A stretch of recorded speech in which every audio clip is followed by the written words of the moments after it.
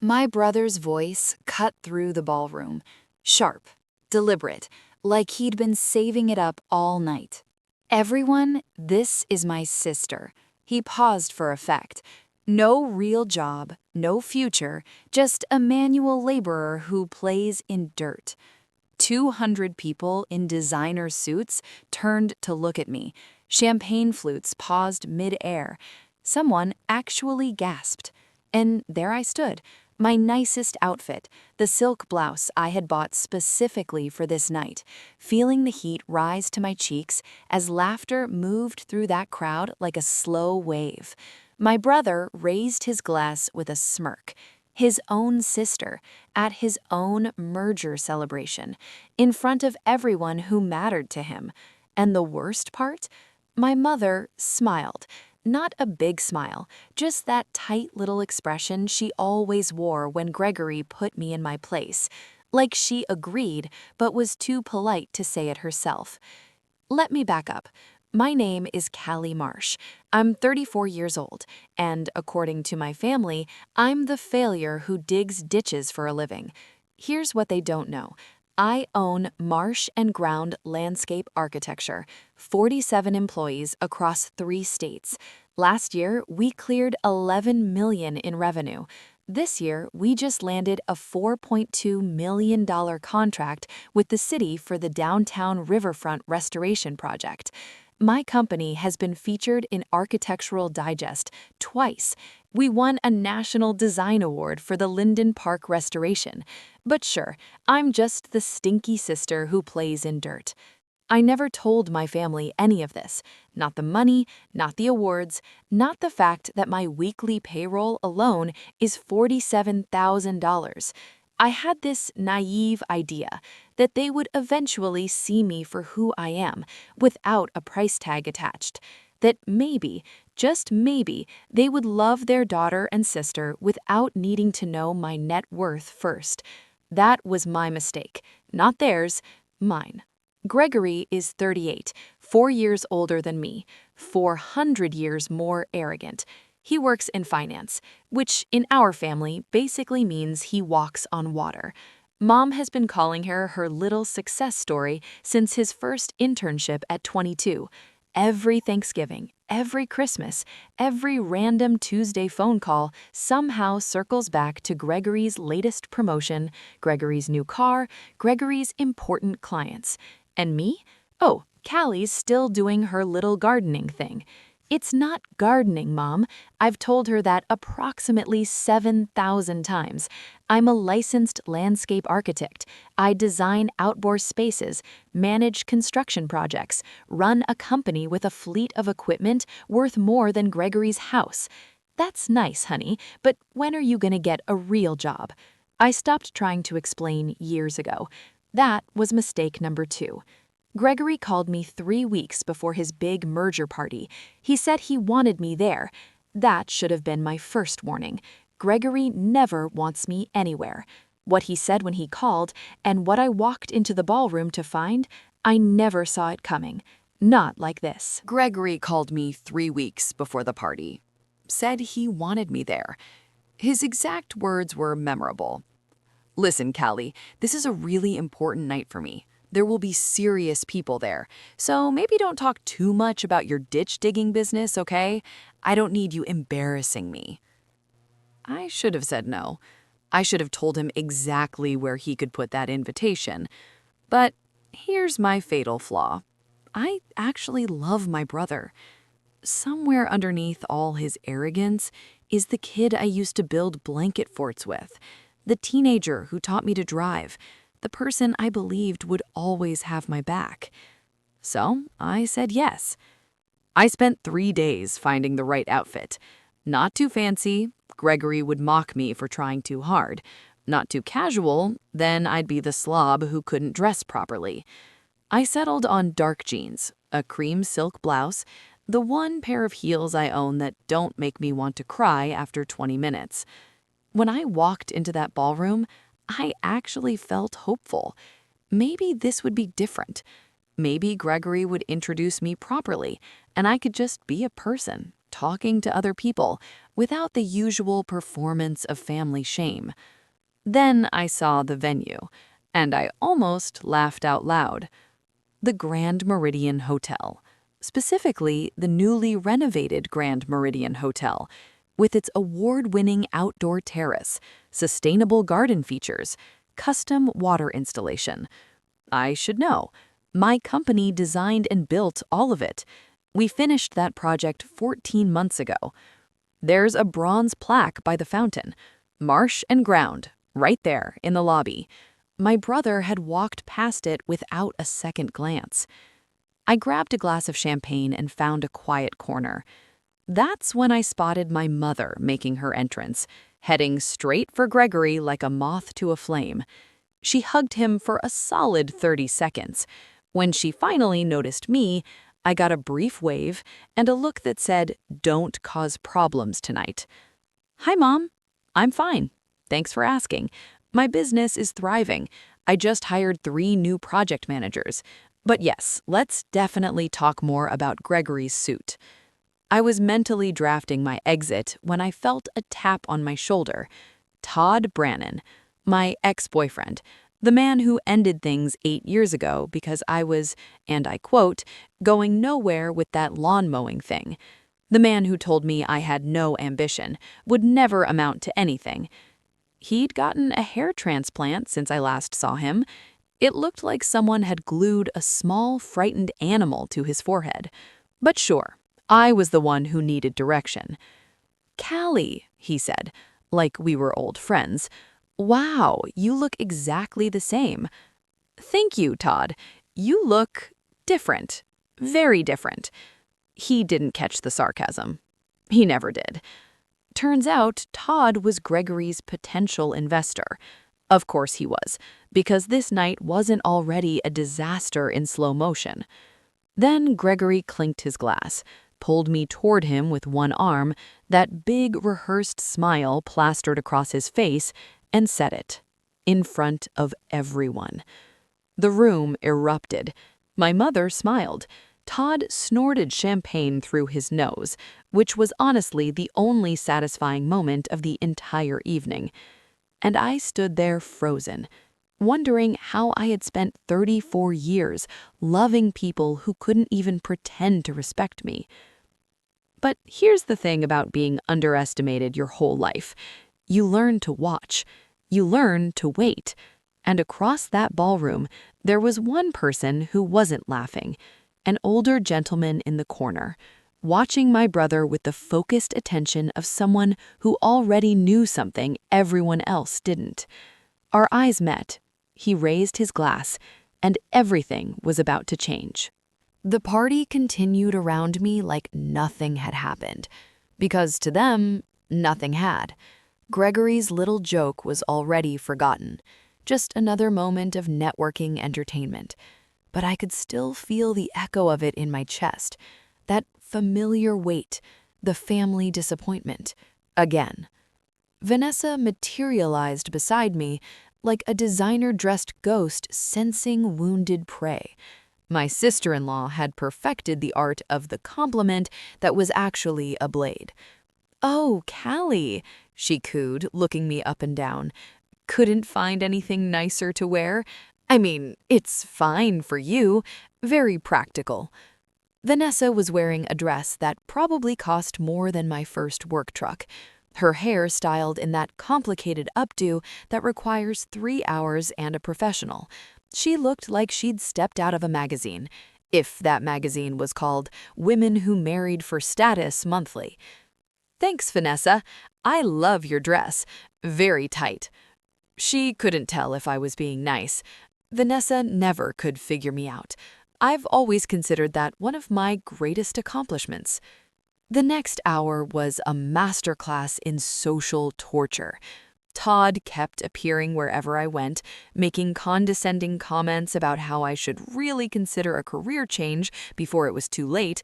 My mother cornered me twice, reminded me Gregory was nervous, that I should be supportive instead of sulking in corners, and Gregory himself paraded around the room like a peacock who'd discovered the secret to eternal smug. But I kept watching, And I kept noticing things. Gregory's investor presentation was flashy, vague. Lots of promises about growth and opportunity, very few actual numbers. The executives from the company he was merging into kept exchanging glances whenever Gregory spoke. The kind of glances that say, "Are you hearing this too?" I know how to read a room. You don't build an $11 million company without that skill. And this room was reading Gregory as someone selling harder than he should need to. That's when I noticed my father, sitting alone near the window, looking smaller than I remembered. When did Dad get so thin? He was 72, but he'd always seemed strong, capable, eternal in the way fathers are supposed to be. Now he looked tired, confused, his suit hanging on him like it belonged to someone else. Mom stood over him, talking in that sharp whisper she uses when she's annoyed. Dad just nodded along, not really present. I started walking towards him when Gregory intercepted me. "Hey, not now," he hissed. "Dad's fine. I need you to mingle. I just want to say hi to our father. Later, Todd thinks you'd be a good contact for some of his lower-tier clients, small landscaping jobs. It would be good for you to have something on your resume." "I literally own a company, Gregory." He waved his hand. "You know what I mean. Real experience. Small landscaping jobs, lower-tier clients. My company had just completed a project for the state governor's residence. But sure, let's start small. It gets worse. Stay with me." The older gentleman from across the ballroom followed me out to the terrace my company had designed and built. And what he told me next, standing in the middle of my own work, made the ground shift beneath my feet. Because Gregory wasn't just arrogant, he was in serious trouble, and so was our father. The terrace was quiet. Cool evening air, the jasmine we'd planted in the raised beds drifting up exactly the way I had planned it would. Everything out here was my work, my vision, my success, and nobody inside had any idea. That's when the older gentleman stepped through the doors. Tall, late 60s, silver hair, the kind of expensive casual that says, "I don't need to try anymore." His watch probably cost more than my first 3 years of business revenue combined. "Beautiful work out here," he said, nodding at the garden beds. "The water feature, especially. Very sophisticated design." "Thank you." He smiled. "You did this terrace. I recognize the style from Linden Park." I blinked at him. "How do you know about Linden Park?" "Because I read. And because your project won a National Design Award last year. There was a very nice piece in Architectural Digest. Callie Marsh, founder of Marsh and Ground." He extended his hand. "Walter Beckett, retired now, 40 years in investment banking." I shook it. "Should I know you?" "Probably not, but I know your brother's type." He chuckled quietly. "I also know his company." My stomach tightened. "What do you mean?" Walter looked back through the glass doors, Gregory working the room, that too bright smile firmly in place. "Your brother is in trouble," Walter said quietly. "His company is under federal investigation, securities fraud. The merger he's celebrating tonight isn't a promotion." He paused. "It's an escape hatch." I felt the floor shift. "That's not possible. Gregory is the golden child?" Walter's expression was kind but steady. "The investigation has been ongoing for 8 months. I still have contacts in the industry." He paused again. "And I'm guessing they don't know what you're about to find out either." "What do you mean?" Walter nodded toward my father, still sitting alone by the window. "Your father looks worried, confused. Has Gregory been managing his finances?" Something cracked open inside my chest. "How did you know that?" "I didn't, but I've seen this pattern before. When people get desperate, They take from the people they trust most. I stared at my father through the glass. Dad had mentioned money being tight lately. I had assumed it was the economy, bad investments, normal things. But what if it was worse? Walter handed me his card. Look into this quietly, and if you find what I suspect you'll find— He paused. Know that your brother's house of cards is already swaying. He left me standing on my own terrace, surrounded by my own work, with the sudden, terrible certainty that everything I thought I knew about my family was wrong. Gregory wasn't the success story. He was the con man, and Dad might be his victim. I didn't sleep that night, not once. At 6 a.m., I gave up on sleep and did what I always do when I need to think clearly. I drove to a job site, sat in my truck, and made a decision. I was going to find out the truth, every single piece of it. And what I found was so much worse than I had imagined. Called Walter Beckett at 6:30 in the morning. He answered on the second ring, which told me he'd been expecting it. The conversation lasted 45 minutes. Walter was careful, only what was technically public information or common knowledge in financial circles, but it was enough. Gregory's firm had been manipulating your books for years, inflating returns, hiding losses, moving money around to cover the gaps before anyone noticed. The SEC had been building a case for nearly a year. Gregory wasn't just going to lose his job, he was potentially facing criminal charges. I thanked Walter, hung up, and sat in my truck for another 20 minutes, watching my crew move boulders into position on a Japanese garden installation for a tech executive in the suburbs. Here's something about me my family never understood. I didn't build an $11 million company by accident. I built it by being methodical, patient, thorough. When I take on a project, I plan every detail before I touch a single thing. When I face a problem, I gather evidence before I act. Gregory had spent his whole life underestimating me. He had absolutely no idea what was coming. Step 1. I called my father that afternoon. Kept my voice casual. Just checking in, Dad. How are things? He talked about his garden. Then I asked about his trip to the financial advisor last month. His voice changed. Oh, Gregory's handling all that now. He said it would be easier if he managed everything together. Something about better returns. I kept my tone light, despite every alarm bell in my body firing at once. That's nice of him. So Gregory has access to your accounts? He has power of attorney, Dad said, like it was the most normal thing in the world. Your mother insisted. She said I was getting too old to handle the complicated stuff. Power of attorney. My 38-year-old brother had power of attorney over my 72-year-old father's finances, and nobody had told me, not once. I ended the call with a cheerful goodbye, then immediately called my attorney. Dana Reeves had been my business lawyer for 8 years, handled everything from contract disputes to employee issues, the sharpest person I know when it comes to protecting assets. I told her what I suspected. She went quiet for a long moment. Kelly, if what you're telling me is true, this could be elder financial abuse. That's a serious crime. If you're wrong, you could damage your family relationships permanently. She paused. If you're right, your brother could go to prison. I know. Dana recommended a private investigator she had worked with before, a man named Frank Dario, specialized in financial fraud. I called him within the hour. Just tell me what you need and I'll find it. Save the family drama for the holidays. I think my brother has been stealing from my father. I need proof. Frank said he'd have preliminary findings within 2 weeks. He warned me I might not like what he found.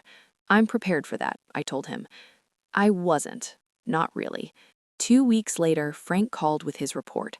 I sat in my office and read every page, and by the time I reached the final number, my hands were shaking so hard that I had to put the papers down. The total amount Gregory had stolen from our father, I still can't say it out loud without my jaw tightening, but I'm going to tell you right now. Over the past 2 years, Gregory had transferred $340,000 from Dad's accounts into his own. He had taken out a loan against the house without Dad fully understanding what he was signing. He had cashed in a life insurance policy that was supposed to go to Mom if anything happened to Dad. Total theft. Over $500,000. My father had worked 40 years as an electrician, saved carefully, lived modestly, built a nest egg meant to carry him and Mom through their final years, and Gregory had stolen nearly all of it. I sat in my office with Frank's report in my hands, looking out at the company I had built from nothing, 47 employees who depended on me, millions in contracts, a reputation earned through sweat and thousands of hours of hard work. Gregory had never worked a day like that in his life. He just took and took and took. But the taking was about to stop. I called Dana. Then I called Walter. Then I called a contact I had made 3 years ago when Marsh and Ground did the landscaping for the federal building downtown. A man named Jerome Ellis, who worked in the FBI's Financial Crimes Division. Gregory thought he was the smart one in our family. He was about to find out exactly how wrong he was. The next 3 weeks were the most focused of my life, and considering I once managed 17 construction projects simultaneously during a supply chain crisis, that is saying something. I set up what I privately called my evidence room. Home office, Frank Dario's financial reports spread across the desk, bank statements, property records, a complete timeline of every suspicious transaction Gregory had made, documents covering an entire wall, sticky notes connecting the pieces. My cat Marble was extremely concerned about my mental state. She kept sitting directly on the most important documents and staring at me. Marble doesn't understand complex financial fraud, so I relocated her professionally and kept working. Jerome Ellis at the FBI was more helpful than my cat, slightly less warm. When I called with what I had found, there was a long pause on the line. "Miss Marsh," he finally said, "what you're describing is a separate crime from what we're already investigating." I know. Securities fraud is one thing, but stealing from a 72-year-old man with declining cognitive function? He paused. That's elder financial abuse. Send me everything you have. I sent it all. Frank's report, bank records, the property lien documents, every piece. Jerome called back 6 days later. "We're very interested in pursuing this. The elder abuse charges would be state level, but given the overlap with our federal case, we can coordinate." He paused. "However, we need to do this carefully.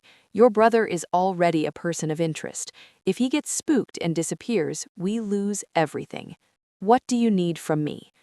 "We need a controlled environment, somewhere we know he'll be." That's when I remembered Gregory's announcement at the party.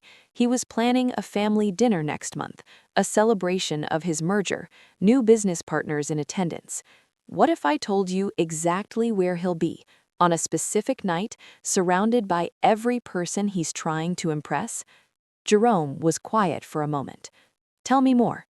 Called Gregory to congratulate him on the merger. Sent Vanessa flowers with a card saying I was so happy for them both.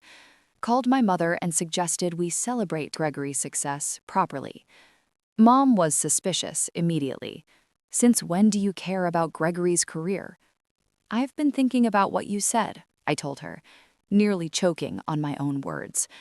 "About being more supportive, about appreciating what Gregory has accomplished. I want to try harder." Mom practically melted through the phone. "Oh, Callie, that is so mature of you. Gregory will be so pleased." Gregory was indeed pleased. So pleased he called himself, which had not happened in approximately 3 years. "Susie, this is great," he said. "I'm glad you're finally coming around. This dinner is going to be important. My new partners will be there. I need the family to make a good impression." "I'll be on my best behavior," I promised. What I didn't mention was that Walter Beckett would also be attending, as my guest. Walter had been delighted. "I've been waiting 40 years to watch someone like your brother get exactly what's coming to him," he said. "Consider me your plus one." Walter also made a few strategic phone calls to his contacts at the firm Gregory was joining. Not everything, just enough to make them nervous, just enough to make them start asking questions, just enough to ensure that when the truth came out, they would be ready to run. The restaurant Gregory chose was called Harrington's. White tablecloths, overpriced steaks, the kind of place where they judge you for ordering the chicken. I had actually done a landscaping consultation for them 2 years prior. They have a beautiful patio garden. I designed it in exchange for a lifetime discount on their wine list. Life is about making strategic investments. I coordinated with Jerome on the timing. FBI agents in plain clothes positioned throughout the restaurant. No scene, no drama, professional, controlled, devastating. But first, one more piece of preparation. I spent an entire weekend with my accountant going through my finances. Every account, every asset, every number. My company was worth $12 million.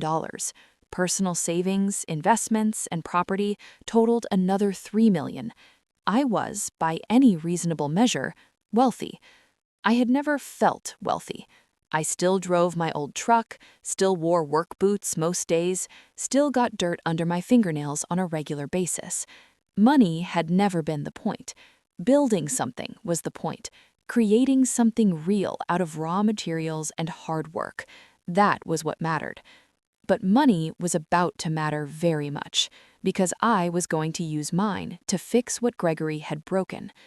I set up a trust fund for Dad's care, arranged to pay off the fraudulent lien on his house immediately, contacted an elder law attorney about proper guardianship going forward. When this was over, Dad would be protected, Mom would be taken care of, and Gregory would face every consequence of every choice he had made. The night before the dinner, my phone rang. Gregory. His voice was different, strained, stripped of all the usual performance. "Callie, I need to ask you something, and I need you to not ask questions." "What is it?" "I need to borrow some money, just $50,000. I'll pay you back within a month, I swear." The golden child was scared. I could hear it clearly. "Let me think about it. We can talk more at dinner tomorrow." He thanked me profusely, which was the first time Gregory had ever thanked me for anything in his life. I hung up, sat in the darkness of my living room, Marble purring on my lap. Tomorrow, everything would change. Gregory thought he was getting a supportive family dinner and a $50,000 lifeline from his sister. What he was actually getting was the end of everything he had built on lies, and I was going to be sitting right across the table when it happened. Harrington's was beautiful that evening. Soft lighting, fresh flowers on every table, the gentle hum of expensive conversation filling the air. I wore my best dress, simple navy blue, bought for an industry awards ceremony 2 years ago. Heels that didn't make me want to cry. Actual jewelry. Gregory didn't even notice. "Callie, there you are," he said when I walked in, already scanning the room for someone more important. "You look fine. Listen, have you thought about what we discussed? We can talk after dinner. Let's not make this about money." He forced a smile. "Right, family first." The private dining room was filling up. Gregory's new merger partners, 2 executives named Richard and Sandra, who looked like they had been engineered in a laboratory for maximum corporate polish.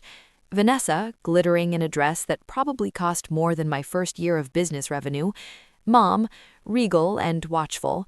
Dad, looking confused but happy to be included. And Todd, because of course Todd was there. Still chasing Gregory's coattails, still sporting that unfortunate hair situation, still convinced he was the smartest person in any room. He made a direct line for me. "Callie, wow, you clean up nice. I almost didn't recognize you without the dirt." "Thanks, Todd. I almost didn't recognize you with the hair." He touched his head self-consciously. "It's a new treatment, very cutting edge." "It's certainly something," I agreed. Then Walter Beckett arrived, precisely on time. Charcoal suit, the easy confidence of a man who has nothing left to prove. He shook hands with Richard and Sandra. Their eyes went wide immediately. "Walter Beckett?" Richard said. "I didn't realize you'd be here." "I'm an old friend of the Marsh family," Walter said pleasantly. "Kelly invited me." Gregory's face moved through several colors in rapid succession. He hadn't known I knew Walter. He certainly hadn't expected me to bring industry royalty to his dinner. "That's great," Gregory managed. "The more the merrier." We took our seats. Wine was poured, appetizers arrived. Gregory stood to make his toast, that familiar smug smile firmly in place. He talked about hard work, smart decisions, new chapters. Then he looked at me. And even my sister, who's finally learning to appreciate what real success looks like. Some of us work with our hands, some of us work with our minds. I've always believed the mind is the more valuable tool. Polite laughter. Mom beamed. Todd actually winked at me, like we were sharing a joke at my expense. I sipped my wine, said nothing. Let him finish. "To the future," Gregory raised his glass. "To the future," everyone echoed. That's when Walter cleared his throat, stood slowly. "Before we drink to that," he pulled a folder from his briefcase, slid it across the table to Richard and Sandra. Gregory went pale. "What is this? What are you doing?" "Results of a preliminary audit, something your new partners requested quietly last week, after I suggested they look more closely at the books." Richard opened the folder. His expression went from curious to horrified in approximately 3 seconds. "Gregory," he said slowly, "these numbers don't match what you showed us." Gregory's voice started rising, his explanation getting faster, more desperate, and then his phone rang, and his face went completely white. And that's when 2 people quietly entered the dining room, professional, calm, and wearing expressions that meant only one thing. Gregory's arrest grabbed his phone like a drowning man reaching for a rope. "Hello?" His face drained of all color. "What do you mean? They're at my house? What warrant?" He looked up, wild-eyed, and that's when he noticed them. 2 people who had quietly entered the dining room. A man and a woman, professional, calm, dressed in suits that said federal government without saying a single word. "Gregory Marsh," the man said. "I'm Agent Ellis with the FBI. We have some questions regarding financial fraud and the misappropriation of client funds. We'd like you to come with us." Gregory's mouth opened and closed. "This is insane. I haven't done anything wrong." The female agent produced a second document. "We also have a warrant related to elder financial abuse, specifically the unauthorized transfer of funds from the accounts of Harold Marsh, your father." Dad looked up at the sound of his name, confused. "What? What's happening?" Mom's face was completely frozen. Vanessa had gone silent, her champagne glass suspended halfway to her lips. Gregory turned to me, eyes blazing. You did this." I stood up slowly, smoothed my dress. "No, Gregory, you did this." I kept my voice steady, addressed the table.